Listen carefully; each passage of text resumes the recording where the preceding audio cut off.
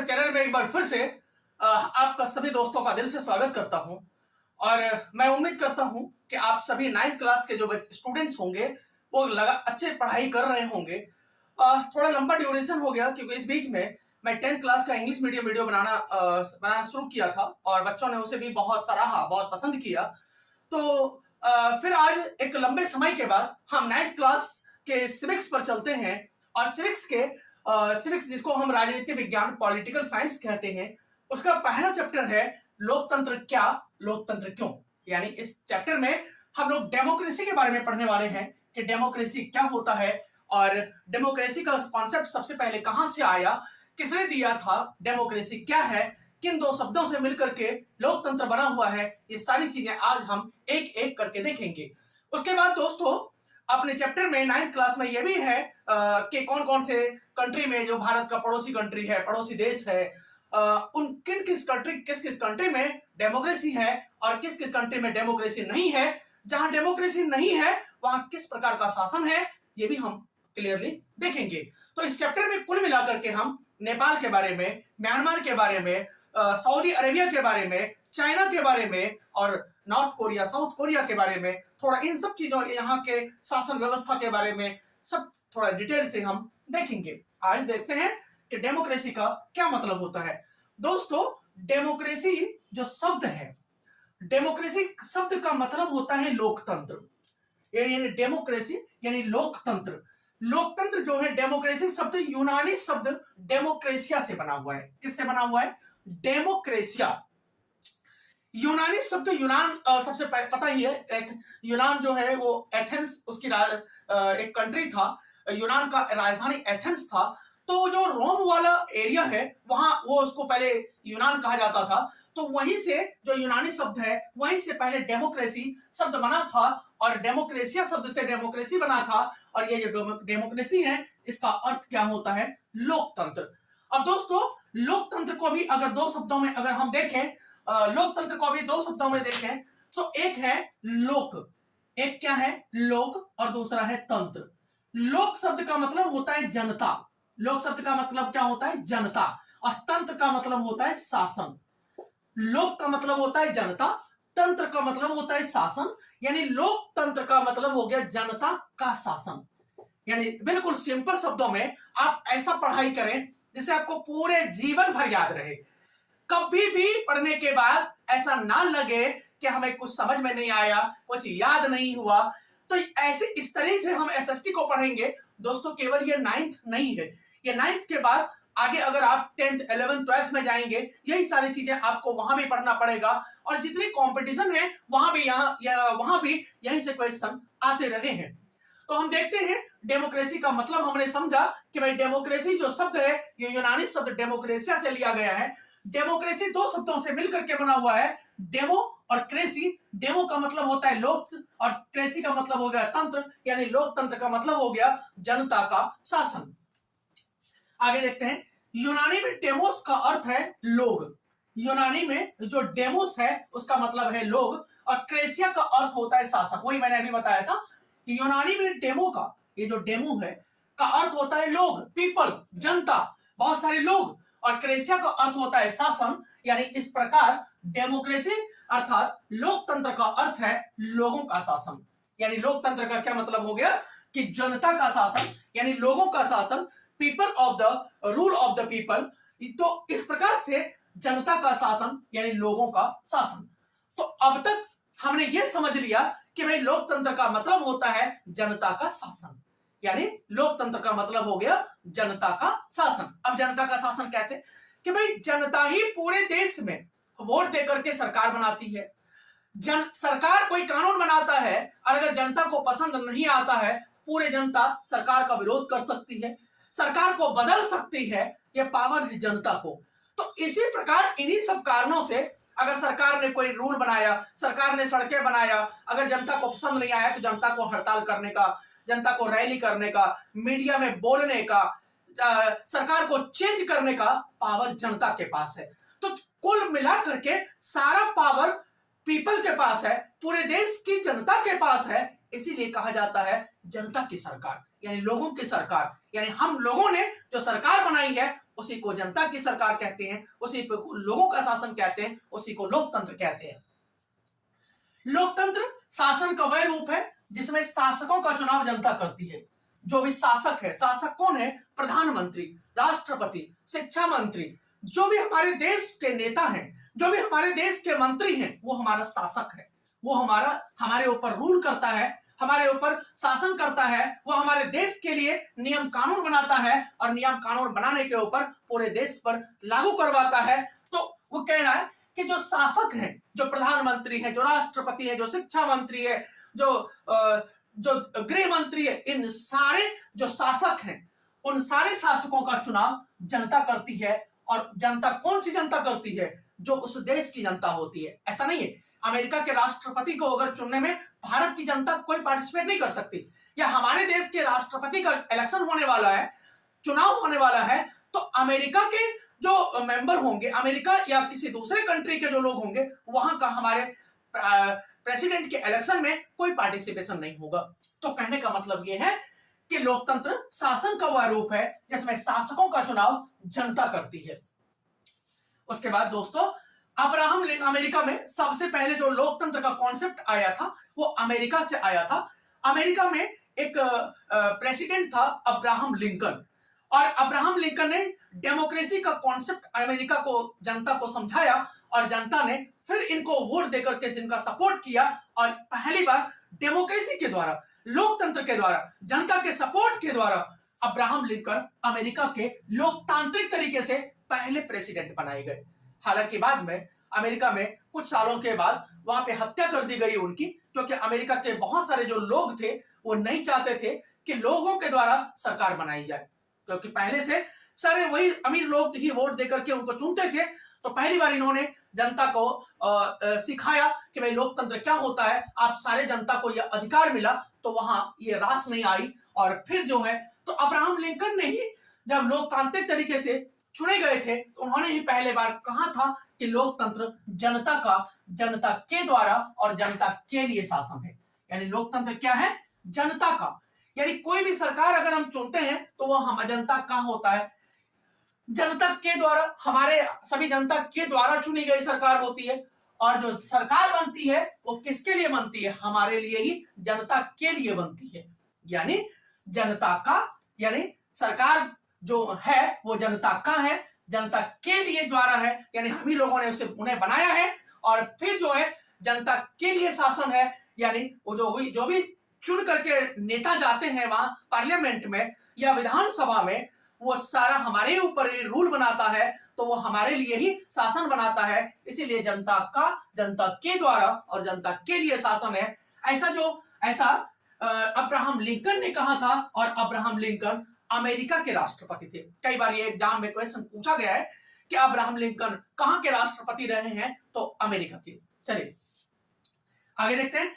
लोकतंत्र स्वतंत्रता और निष्पक्ष चुनावों पर आधारित होता है। दोस्तों, जहां जहां भी डेमोक्रेसी है, जहां जहां भी लोकतंत्र है, वहां जो है स्वतंत्रता, वहां के नागरिकों को स्वतंत्रता प्रदान किया जाता है। स्वतंत्रता का क्या मतलब होता है कि कोई भी व्यक्ति पूरे देश में कहीं भी घूम सकता है, कहीं भी कोई भी रोजगार कर सकता है, किसी भी तरह की पढ़ाई लिखाई कर सकता है, कि पूरे देश में कहीं भी जाकर के बस सकता है, सरकार के विरोध में मीडिया में वह बोल सकता है। इसे कहते हैं स्वतंत्रता। यानी स्वतंत्रता हमारे देश में संविधान में आर्टिकल 19 में बताया गया है कि 6 प्रकार की स्वतंत्रताएं हैं हमारे देश में हर नागरिकों को। तो जहां जहां भी डेमोक्रेसी है वहां जनता को स्वतंत्रता होता है। और निष्पक्ष चुनाव, यानी जो भी व्यक्ति चुनाव में खड़ा होता है, जो भी मंत्री चुनाव में खड़ा होता है, जो भी नेता चुनाव में खड़ा होता है, उसको हम लोग वोट देते हैं। अधिक से अधिक जनता जिस व्यक्ति को वोट देता है वही व्यक्ति उस क्षेत्र का नेता होता है, वही व्यक्ति उस क्षेत्र का सांसद या विधायक होता है, और फिर जाकर के उसी को मंत्री या प्रधानमंत्री बनाया जाता है।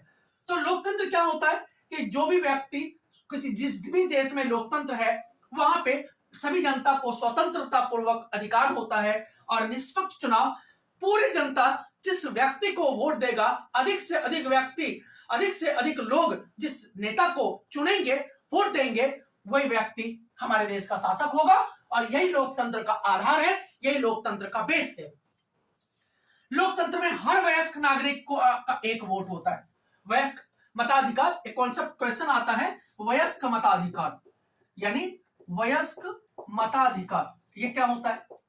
वयस्क मताधिकार का मतलब होता है, बहुत सारे बच्चे जानते होंगे लेकिन एक बार फिर भी एक्सप्लेन कर देता हूं। वयस्क मताधिकार का मतलब होता है भारत में रहने वाला कोई भी व्यक्ति जिसकी उम्र 18 वर्ष या उससे अधिक हो गई हो, वह व्यक्ति वोट देने के काबिल हो जाता है, यानी वह व्यक्ति वोट दे सकता है।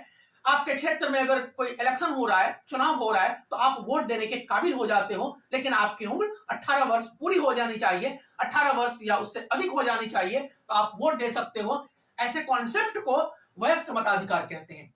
तो कह रहा है कि हमारे देश में हर नागरिक का मतलब 18 साल से ऊपर के व्यक्ति को वोट देने का अधिकार होता है, और हर व्यक्ति का सिंगल वोट काउंटिंग होता है। पहले के जमाने में क्या होता था, बहुत पढ़ा लिखा है उसको, वो अगर वोट डालेगा उसकी वोट की काउंटिंग 25 होगी उसका डिग्री के अनुसार। अमीर व्यक्ति था तो उसके वोट की काउंटिंग 100 होगा।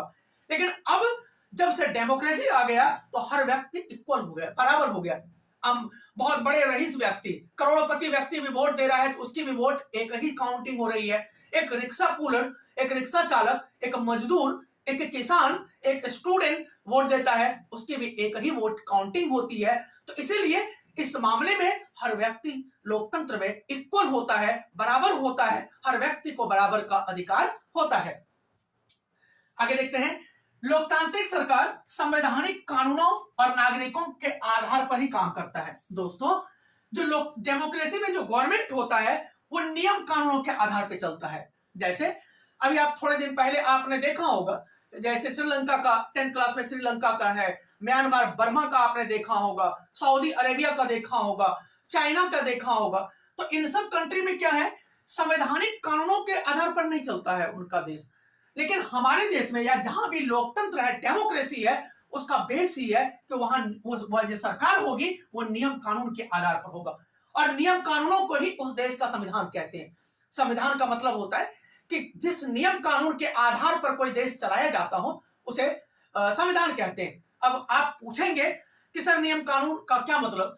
दोस्तों, हमारे देश में नियम कानून का मतलब होता है चुनाव में कौन खड़ा हो सकता है, चुनाव में वोट कौन दे सकता है, प्रधानमंत्री बनने के लिए क्या क्राइटेरिया होने चाहिए, राष्ट्रपति बनने के लिए क्या क्राइटेरिया होनी चाहिए, एक विधायक बनने के लिए क्या क्राइटेरिया होने चाहिए, गांव में इलेक्शन होगा उसके लिए क्या क्राइटेरिया होने चाहिए, जज बनने के लिए क्या क्राइटेरिया होने चाहिए। हर चीज के काम करने का एक नियम कानून बना दिया गया है और उसी को हम संविधान कहते हैं। तो जहां जहां भी डेमोक्रेसी है, जहां जहां भी लोकतंत्र है, वहां सारा काम संवैधानिक तरीके से होता है, संवैधानिक कानूनों के आधार पर होता है और नागरिकों के आधार पर ही काम करता है। यानी जहां जहां भी डेमोक्रेसी होता है वहां जो सरकार काम करती है नियम कानून के आधार पर और नागरिकों के आधार पर ही काम करता है। आगे देखते हैं, चीन की संसद को राष्ट्रीय जनसंसद कहा जाता है। चीन की, जैसे हमारे देश की पार्लियामेंट को पार्लियामेंट ही कहते हैं, संसद ही कहते हैं, लेकिन चीन के पार्लियामेंट हाउस को नाम दिया गया है और उसका नाम है राष्ट्रीय जनसंसद। इस संसद को देश का राष्ट्रपति नियुक्त करने का अधिकार है। यानी वो जो पार्लियामेंट है, पार्लियामेंट में जितने लोग नेता हैं वही लोग राष्ट्रपति को अपॉइंट कर देता है। उनमें से जिसको मन हो गया सभी लोगों का कि इसको राष्ट्रपति बनाना है तो वही राष्ट्रपति बन जाएगा। और वहां एक ही पार्टी की सरकार है, सिंगल पार्टी की सरकार है। कई बार 10th क्लास में बच्चे पढ़ते भी है कि चीन में सिंगल पार्टी सिस्टम है, एक ही पार्टी सिस्टम है और वह उस पार्टी का नाम है चीनी कम्युनिस्ट पार्टी। चीनी कम्युनिस्ट पार्टी सिंगल पार्टी की सरकार है।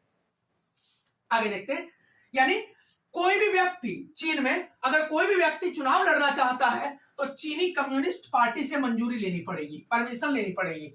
और हमेशा 1950 के बाद से ही वहां चीन में हमेशा कम्युनिस्ट पार्टी की ही सरकार बनती है। यानी वहां जो सरकार बनती है चीनी कम्युनिस्ट पार्टी की ही सरकार बनती है, दूसरा कोई पार्टी ही नहीं है या दूसरी कोई भी व्यक्ति पार्टी नहीं बना सकता, वहां परमिशन ही नहीं है। अगर किसी व्यक्ति ने पार्टी बनाने की कोशिश किया तो या तो उसे जेल में डाल दिया जाता है या उसे मरवा दिया जाता है।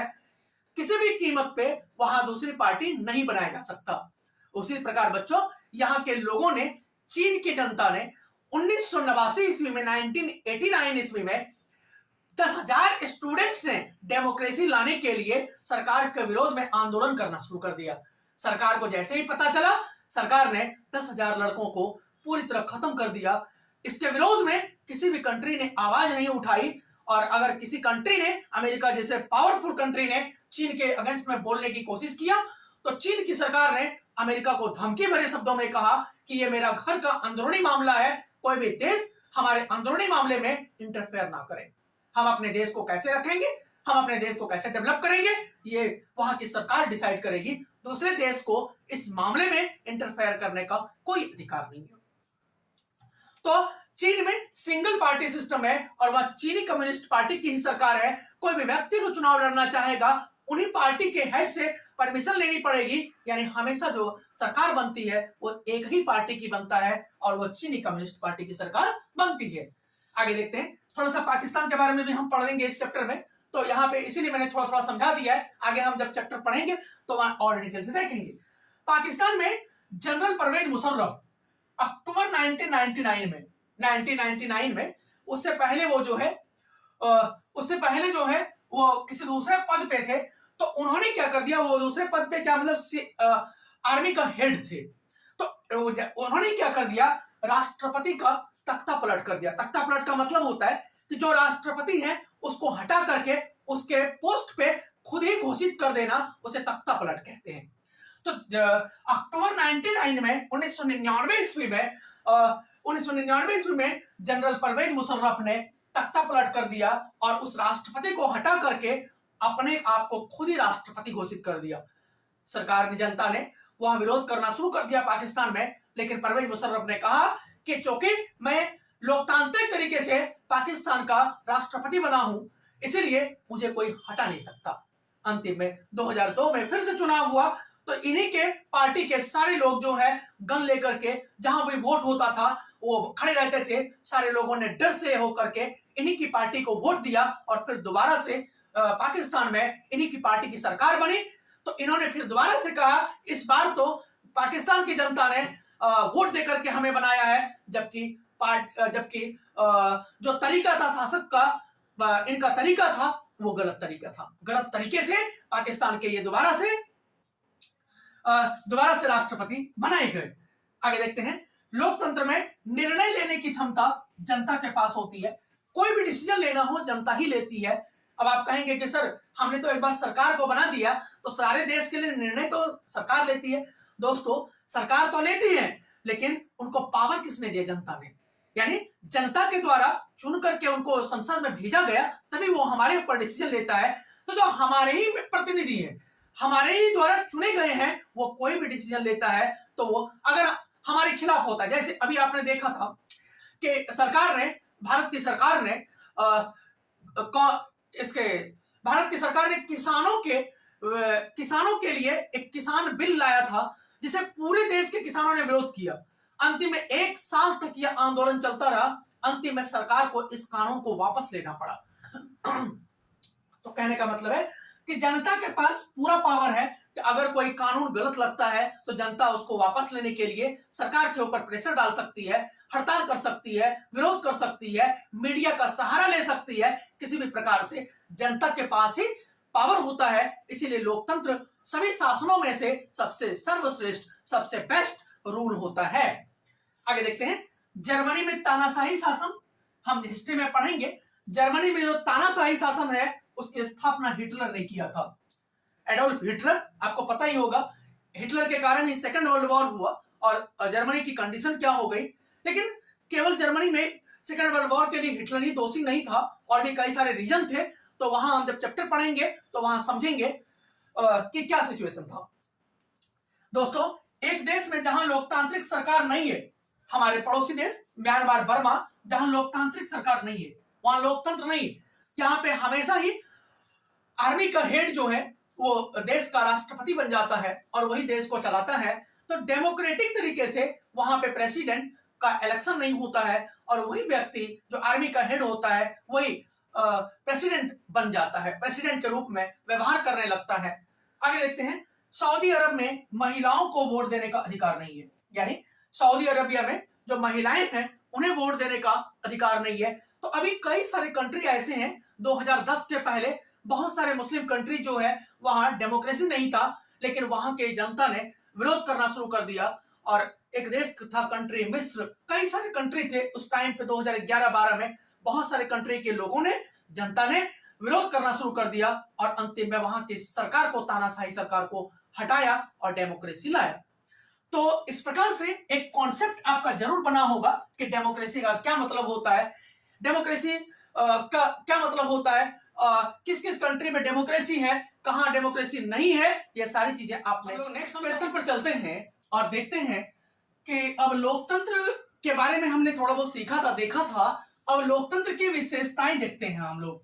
और नेक्स्ट क्वेश्चन जो देखेंगे कि लोकतांत्रिक सरकार की विशेषताएं, ये दोनों क्वेश्चन इंपॉर्टेंट है और कई बार कंपटीशन में भी और 9th क्लास में तो कितनी ही बार ये क्वेश्चन पूछा गया है।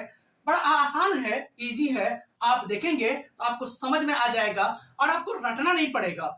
सबसे अच्छी क्वालिटी ये है कि मैं जिस तरीके से समझाता हूं, अगर आप पूरा वीडियो देखेंगे तो आपको समझ में पूरा आ जाएगा और समझ में आ जाने के बाद आप कभी भी भूलेंगे नहीं, रटना नहीं पड़ेगा। चलिए देखते हैं लोकतंत्र की विशेषताएं बताएं। दोस्तों, लोकतंत्र की जो पहली विशेषता होती है वो सबसे बड़ी विशेषता होती है कि लोकतंत्र में जो प्रमुख फैसला लेता है वो निर्वाचित नेताओं के हाथ में होता है। पूरे देश के लिए डिसीजन कौन लेता है? Prime minister, president. और ये प्राइम मिनिस्टर और प्रेसिडेंट बनता कैसे है? जनता बनाती है उन्हें, पूरे देश की जनता इनको वोट देता है और उनके द्वारा, पूरे देश की जनता के द्वारा वोट देने के बाद ये प्राइम मिनिस्टर या प्रेसिडेंट बनते हैं। तो जो डिसीजन लेता है, पूरे देश के लिए जो फैसले लेता है, वो कौन लेता है? वो हमारे द्वारा, जनता के द्वारा, पूरे भारत के जनता के द्वारा चुना गया नेता लेता है। इसका छोटा सा एग्जांपल भी बताता हूं कि 1999 में, अक्टूबर 1999 ईस्वी में पाकिस्तान के जो उस समय सेना के प्रमुख थे जनरल परवेज मुशर्रफ साहब, उन्होंने तख्ता पलट कर दिया। और तख्ता पलट का मतलब होता है कि अपने जो राष्ट्रपति थे उनको हटा दिया और उनके बदले में खुद ही राष्ट्रपति बन बैठा। तो मीडिया ने, पाकिस्तान की जनता ने इस बात का विरोध किया। तो उन्होंने क्या किया, थोड़े दिन के बाद जनमत संग्रह करवाया। जनमत संग्रह करवाने के बाद कुछ जो उन्हीं की पार्टी के लोग थे, कुछ लोगों के द्वारा उन्हीं को सपोर्ट किया गया और इसके आधार पर उन्होंने घोषणा किया कि मैं लोकतांत्रिक तरीके से बना गया राष्ट्रपति हूं पाकिस्तान का। जबकि जो जनमत संग्रह होता है वो पूरे देश की जनता उसमें पार्टिसिपेट नहीं करती है, कुछ ही जनता उसमें पार्टिसिपेट करती है। उसमें कुछ सेना के लोगों ने उन्हें वोट दिया, कुछ स्टूडेंट्स ने वोट दिया, कुछ लोगों के द्वारा जितने वोट पड़े उसके आधार पे उन्होंने लोकतांत्रिक तरीके से अपने आप को पाकिस्तान का प्रेसिडेंट घोषित कर दिया। उसके बाद 2000 थोड़े दिन के बाद जो है उन्होंने इलेक्शन करवाया, इलेक्शन में धांधली करके फिर दोबारा से ये पाकिस्तान के प्रेसिडेंट बन गए। उसके बाद फिर इन्होंने क्या किया, पाकिस्तान का संविधान चेंज करने का प्रयास किया। और पाकिस्तान का संविधान प्रयास नहीं किया बल्कि उसमें कई सारे चेंज, बदलाव कर दिए जो कि पाकिस्तान की जनता, पाकिस्तान के मीडिया या पाकिस्तान के और दूसरी पार्टी के जो लोग थे वो ऐसा नहीं चाहते थे। अंतिम में क्या हुआ कि इन्होंने चेंज तो कर दिया, लेकिन उसके बाद जब फिर दोबारा से इलेक्शन हुआ, इस बार जो है पाकिस्तान की जनता समझ चुकी थी कि अगर इनको वोट दिया तो ये पाकिस्तान का डेवलपमेंट रुक जाएगा, पाकिस्तान में फिर दोबारा से गरीबी आ जाएगी, पाकिस्तान में तानाशाही आ जाएगा। और इस प्रकार दोबारा से इलेक्शन में पाकिस्तान की जनता ने दूसरी पार्टी को सपोर्ट किया और इनको हटा करके दूसरी पार्टी का नेता बना। तो कहने का मतलब है कि डेमोक्रेसी में क्या होता है कि जो फैसला लेता है वो निर्वाचित नेताओं के हाथ में। क्या पाकिस्तान में जो जनरल परवेज मुशर्रफ राष्ट्रपति बने थे, क्या निर्वाचित थे ये? क्या लोकतांत्रिक तरीके से ये चुने गए थे? नहीं चुने गए थे। इसीलिए पाकिस्तान में जो ये बने थे ये लोकतांत्रिक तरीके से चुने गए नहीं थे। जबकि डेमोक्रेसी की विशेषताएं होता है कि जो भी डिसीजन होता है पूरे देश के लिए वही व्यक्ति डिसीजन लेता है जो जनता के द्वारा चुना गया व्यक्ति होता है। हमारे देश में, भारत में या जिन जिन कंट्री में डेमोक्रेसी है वहां जो भी डिसीजन लेता है वो प्रधानमंत्री या राष्ट्रपति लेता है। और प्रधानमंत्री और राष्ट्रपति मिलकर जब डिसीजन लेते हैं तो वो जनता के द्वारा चुने गए होते हैं। ये पहली विशेषता है। उसके बाद दूसरी विशेषता है स्वतंत्र और निष्पक्ष चुनावी मुकाबला। जिन जिन देशों में डेमोक्रेसी है वहां स्वतंत्र और निष्पक्ष चुनाव होता है। चुनाव का मतलब होता है कि भाई पूरे देश में एक टाइम चुनाव होता है, पूरे देश की जनता जिस पार्टी को सपोर्ट करेगा, जिस नेता को पसंद करेगा, जिस प्रतिनिधि को पसंद करेगा उसको वोट देगा, और जिस पार्टी को अधिक बहुमत होगा, अधिक लोगों के द्वारा वोट दिया जाएगा, उसी पार्टी की सरकार बनेगी। उन्हीं पार्टी में से किसी एक व्यक्ति को प्रधानमंत्री बनाया जाएगा। तो लेकिन चीन में ऐसा नहीं है दोस्तों। चीन की संसद को राष्ट्रपति चुने जाने का अधिकार है, राष्ट्रपति को चुनने का अधिकार है, और चीन की संसद में, पार्लियामेंट में केवल एक ही पार्टी को के लोग उसमें चुनाव में खड़े हो सकते हैं। चीन में किसी भी व्यक्ति को दूसरी पार्टी बनाने का अधिकार नहीं है। इसीलिए कई बार कंपटीशन में, कई बार 9th क्लास के एग्जाम्स में क्वेश्चन आया हुआ है, सिंगल पार्टी सिस्टम वाला कंट्री कौन सा है, तो वो चाइना है, वो चीन है। यहाँ क्या होता है, प्रत्येक 5 वर्ष में रेगुलर रूप से चुनाव होता है। चुनाव तो हर 5 साल में होता है, लेकिन राष्ट्रपति कौन बनाता है, उन्हीं की पार्लियामेंट में से जो व्यक्ति चुन करके जाते हैं वही, और वो एक ही पार्टी के लोग होते हैं। उन्हीं पार्टी में से जो सर्वश्रेष्ठ व्यक्ति होता है, उन्हीं पार्टी के में से एक व्यक्ति को प्रेसिडेंट चुना जाता है चाइना का। तो क्या आप ऐसे नेता को, जिसको एक ही पार्टी के लोग चुन करके प्रेसिडेंट बना देते हैं, क्या उसे डेमोक्रेटिक कंट्री कह सकते हैं? तो नहीं कह सकते। लेकिन यहाँ जिन जिन कंट्री में डेमोक्रेसी है वहां स्वतंत्र रूप से, निष्पक्ष रूप से, निष्पक्ष का मतलब होता है कि भाई जनता जिसको पसंद करेगी, उसी व्यक्ति को, जिसको सबसे अधिक वोट पड़ेगा, उस क्षेत्र से वही व्यक्ति नेता चुना जाएगा। पूरे देश से जिन पार्टी को सबसे अधिक वोट होगा, उन्हीं पार्टी की सरकार बनेगी, और उन्हीं पार्टी में से किसी को प्रधानमंत्री, किसी को राष्ट्रपति, किसी को प्रधानमंत्री, किसी को शिक्षा मंत्री, या अनेक तरह के मंत्री बनाए जा सकते हैं। राष्ट्रपति का चुनाव थोड़ा सा अलग है, वो आप जब दूसरे क्लास में हम समझेंगे। तीसरा है एक व्यक्ति एक वोट। लोकतंत्र में क्या होता है, एक व्यक्ति, चाहे वो अमीर परिवार का घर संबंधी क्यों ना हो या गरीब परिवार से क्यों ना हो, एक रिक्शा चलाने वाला, एक शिक्षक क्यों ना हो, एक इंजीनियर क्यों ना हो, एक डॉक्टर क्यों ना हो, एक मजदूर क्यों ना हो, गांव में भूमिहीन किसान क्यों ना हो, सभी व्यक्तियों को वोट देने का अधिकार है, और उनके वोट की कीमत केवल सिंगल एक होती है। कई बार पहले के जमाने में ऐसा होता था कि जो राजा के परिवार राजा होता था, वो एक बार वोट देता था, उसकी वोट 1000 काउंटिंग हो जाती थी। कोई पीएचडी धारी है, उसने अगर एक वोट दिया, कोई एमए पढ़ा लिखा है, उसने अगर वोट दिया, उसकी 100 वोट काउंटिंग हो गई। लेकिन ऐसा नहीं होता है। डेमोक्रेसी में क्या होता है, हर व्यक्ति को इक्वालिटी का अधिकार है, समानता का अधिकार, समान है। तो हर व्यक्तियों को वोट देने के बाद उसकी वोट सिंगल काउंटिंग होती है। इसीलिए कहते हैं लोकतंत्र में हर व्यक्ति समान है, इक्वल है। चौथा है कानून का राज और अधिकारों का आदर। यानी लोकतंत्र में क्या होता है कि जो भी कानून बनाया जाता है, जैसे हमारे देश में जो संविधान बनाया गया है, उसका हम सभी लोग आदर करते हैं, और कोई भी सरकार बनेगा कानून के अनुसार, संविधान के अनुसार देश को चलाएगा। कानून का उल्लंघन कोई नहीं करेगा। जो भी व्यक्ति कानून का उल्लंघन करेगा, संविधान का अनादर करेगा, संविधान का रिस्पेक्ट नहीं करेगा, उसको जेल हो जाएगा, उसको जेल की सजा होगी। और सभी व्यक्तियों को अधिकार का आदर किया जाता है। जो भी व्यक्ति है उन सभी व्यक्ति का, एक गरीब व्यक्ति का रिस्पेक्ट किया जाता है, अमीर व्यक्ति का भी रिस्पेक्ट किया जाता है।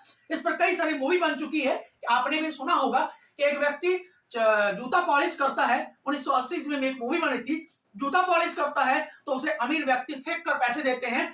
वह पैसा फेंक कर नहीं लेता है, 7th क्लास में ये कहानी दी गई है। वह फेंक करके पैसा एक्सेप्ट नहीं करता है। क्यों नहीं करता है? कहता है कि मालिक, मैं मानता हूं मैं छोटी जाति का हूं, मैं मानता हूं मेरे काम की कोई आदर इज्जत नहीं है, लेकिन फिर भी जो मैं काम करता हूं वो आपके पर्सनालिटी को डेवलपमेंट करता हूं, आपके जूते को चमकाता हूं। इसलिए हर व्यक्ति के हर काम की इज्जत करनी सीखिए, और वह मालिक से उम्मीद करता है कि मैंने जिस तरह से आपका जूता पॉलिश किया, उसी इज्जत के साथ आप मुझे पैसे दें। तो कहने का मतलब है कि यहाँ क्या होता है, हर व्यक्ति का रिस्पेक्ट किया जाता है। जबकि जिन कंट्री में डेमोक्रेसी नहीं होता है, जिन कंट्री में तानाशाही होता है, जिन कंट्री में सैनिक शासन होता है, वहां हर व्यक्ति एक दूसरे का रिस्पेक्ट नहीं करता है। जो पावरफुल होता है वो दूसरों को सताता है, दूसरों को दबाता है, दूसरे का शोषण करता है। जबकि डेमोक्रेसी में, लोकतांत्रिक कंट्री में, भारत जैसे कंट्री में ऐसा नहीं होता है। एक गरीब व्यक्ति, एक अमीर व्यक्ति, हर व्यक्ति का आदर होता है। अगर किसी व्यक्ति के साथ कोई भेदभाव करता है तो हम उसके विरुद्ध में कोर्ट जा सकते हैं, हम उसे जेल भेज सकते हैं। ऐसा अधिकार भारत की जनता को संविधान के द्वारा मिला गया है। पांचवा है शासन में भागीदारी का सबको समान अवसर।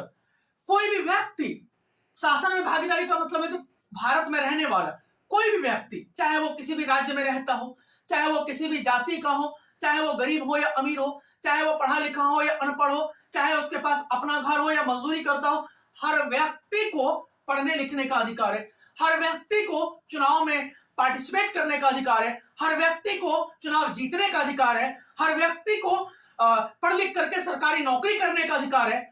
हर व्यक्ति को हमारे देश में अधिकार दिया गया है। और यह अधिकार किसने दिया है? संविधान ने।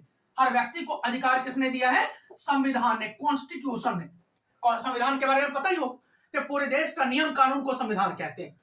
किसी भी देश के नियम कानून को संविधान कहते हैं। तो ये संविधान ने हर व्यक्ति को यह अधिकार दिया है कि आप अपने देश में, आप अपने कंट्री में शासन में भागीदारी कर सकते हो। आप पुलिस बन सकते हो, आप टीचर बन सकते हो, आप इंजीनियर बन सकते हो, आप डॉक्टर बन सकते हो, आप व्यापारी बन सकते हो, आप प्रधानमंत्री बन सकते हो, आप राष्ट्रपति बन सकते हो। आप कोई भी शासन में किसी भी प्रकार का काम आप कर सकते हैं, बल्कि वो कानून संविधान के अनुसार, नियम कानून के अनुसार होना चाहिए। तो दोस्तों, लोकतंत्र की ये विशेषताएं था कि प्रमुख फैसले निर्वाचित नेताओं के हाथ में, स्वतंत्र और निष्पक्ष चुनाव होता है, एक व्यक्ति एक वोट का मूल्य बराबर होता है, कानून का राज और अधिकारों का आदर, और शासन में सभी व्यक्ति को इक्वल अधिकार है। हर व्यक्ति को शासन में समान रूप से अधिकार है। कोई भी व्यक्ति सरकारी नौकरी कर सकता है, कोई भी व्यक्ति पढ़ाई लिखाई करके कहीं भी पहुंच सकता है। ऐसा अधिकार केवल डेमोक्रेसी में होता है। नेक्स्ट क्वेश्चन पर हम चलते हैं। लोकतांत्रिक सरकार की विशेषताएं। जिस कंट्री में डेमोक्रेटिक गवर्नमेंट है, डेमोक्रेटिक गवर्नमेंट क्या होता है वही हम देखेंगे। उसकी क्या क्या विशेषताएं हैं थोड़ा ये हम डिटेल से देखते हैं। दोस्तों, डेमोक्रेसी में क्या होता है कि जितने भी देश में नागरिक हैं उसको भाषण देने एवं विचार व्यक्त करने की पूरी स्वतंत्रता है। भाषण देने, भाषण का मतलब होता है कि सरकार के विरोध में केवल भाषण देना नहीं होता है।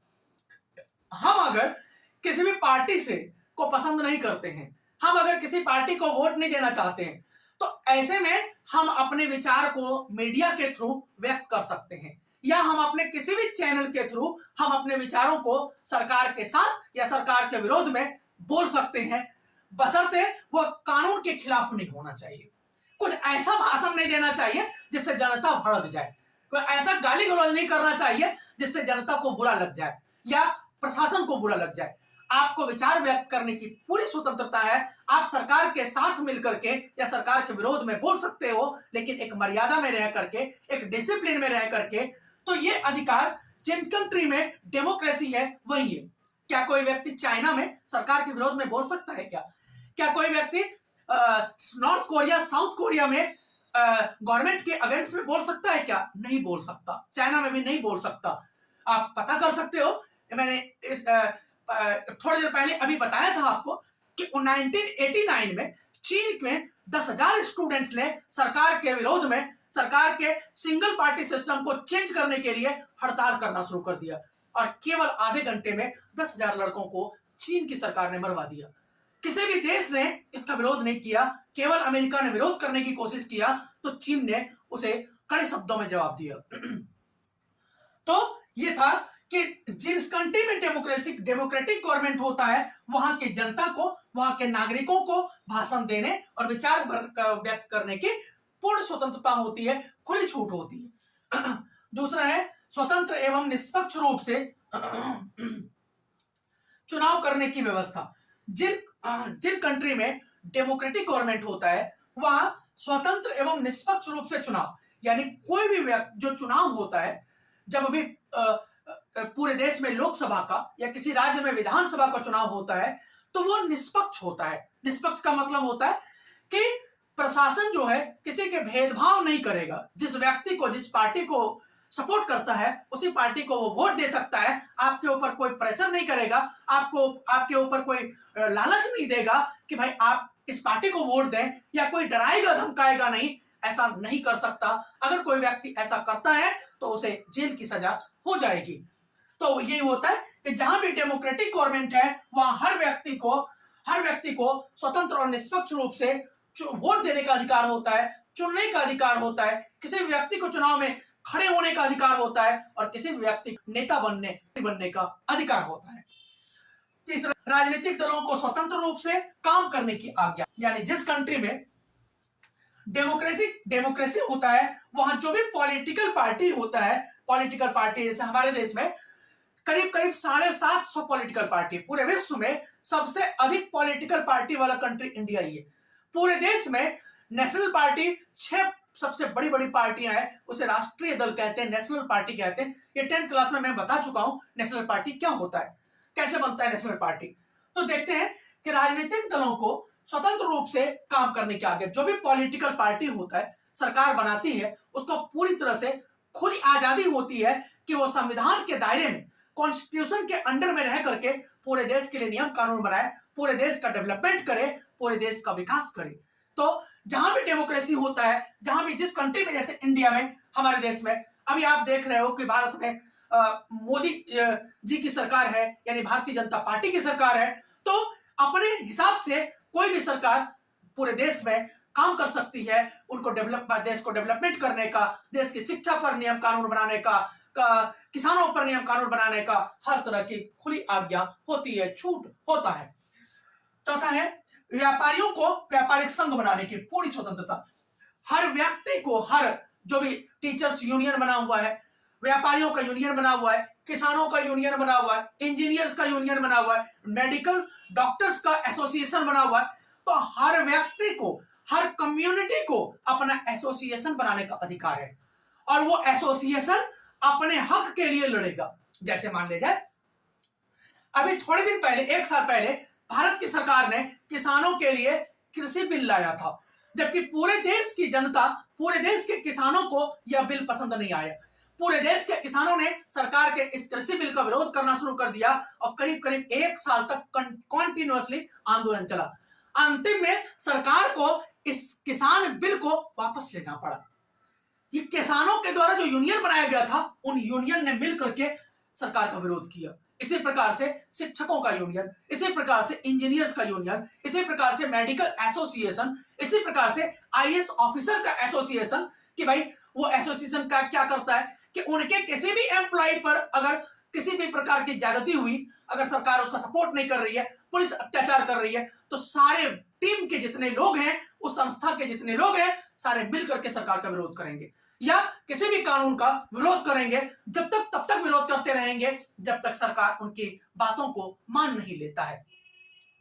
तो यहां वही है कि ये कहां अधिकार है? डेमोक्रेसी में, जहां पॉलिटिकल पार्टी है, जहां लोकतांत्रिक सरकार है। वही चीन में आप अगर कहते हैं कि किसान लोग यूनियन बनाएगा, हर संस्था अपना यूनियन बनाएगा, तो वहां यूनियन बनाने की आजादी है ही, एसोसिएशन बनाने की आजादी नहीं है। आप नॉर्थ कोरिया चले जाओगे, आप सऊदी अरेबिया चले जाओगे, ऐसे कंट्री में यूनियन बनाने की आजादी नहीं है। पॉलिटिकल पार्टी ही केवल काम करता है, वहां हर व्यक्ति को यूनियन बनाने की आजादी नहीं है, ग्रुप बना करके सरकार का विरोध करने की आजादी नहीं है। ऐसा केवल डेमोक्रेसी में होता है, लोकतांत्रिक सरकार में होता है। और चूंकि भारत में लोकतंत्र है, डेमोक्रेटिक तरीके से जो भी पार्टी है वो डेमोक्रेटिक तरीके से चुना गया है, तो ऐसे में भारत में यह अधिकार होता है। और 5वां जो सबसे मेन है, मीडिया को आजादी। मीडिया को सरकार के साथ बोलने, अगर सरकार कोई अच्छा काम करता है तो सरकार का सपोर्ट करने की पूरी खुली छूट है। और अगर सरकार कोई गलत काम करती है, अगर सरकार कोई गलत कानून बनाती है, तो मीडिया को खुली छूट है कि वह सरकार का विरोध करे, सरकार के कानून को जनता के बीच में लाए, सरकार के बातों को जनता के बीच में बताए कि क्या सही है क्या गलत। क्योंकि सारी जनता पढ़ी लिखी नहीं होती है, सारी जनता को इतना नॉलेज नहीं होता है कि इस कानून में क्या है और इस कानून में कितना सच्चाई है, कितने गलत है। जैसे दोस्तों, कृषि कानून में कुछ ऐसी चीजें थी जो जनता को पता नहीं था, तो मीडिया ने जनता को बताया कि भाई इस कानून में ये अच्छाइयां नहीं है और ये अच्छाइयां हैं। जब जनता को पता चला, क्योंकि मीडिया जो है लोकतंत्र का सबसे बड़ा मेन पिलर होता है, वो 5वां स्तंभ कहलाता है, तो इसीलिए मीडिया को डेमोक्रेटिक कंट्री में खुली छूट होती है कि वह सरकार के साथ मिलकर के, और अगर सरकार कोई गलत कानून बनाए तो उनकी बातों को जनता तक ले जाए, जनता को बताए, उनके हर एक कानून का, हर एक बातों का जनता को पता चले, तभी जो है इसी को सच्चे मायनों में डेमोक्रेसी कहते हैं। और ऐसे कंट्री में जहां डेमोक्रेटिक तरीके से चुनी गई सरकार होती है, उसकी विशेषताएं इस प्रकार से होती है। तो कुल मिलाकर के आज हमने देखा जिस कंट्री में लोकतांत्रिक सरकार है वहां जनता को क्या क्या अधिकार होता है, सरकार को क्या क्या अधिकार होता है। तो ये आपको एक अच्छे तरीके से समझाया गया।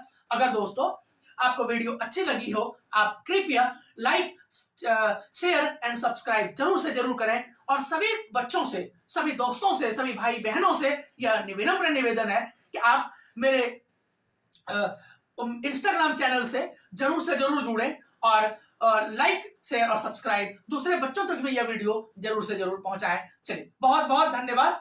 जय हिंद, जय भारत।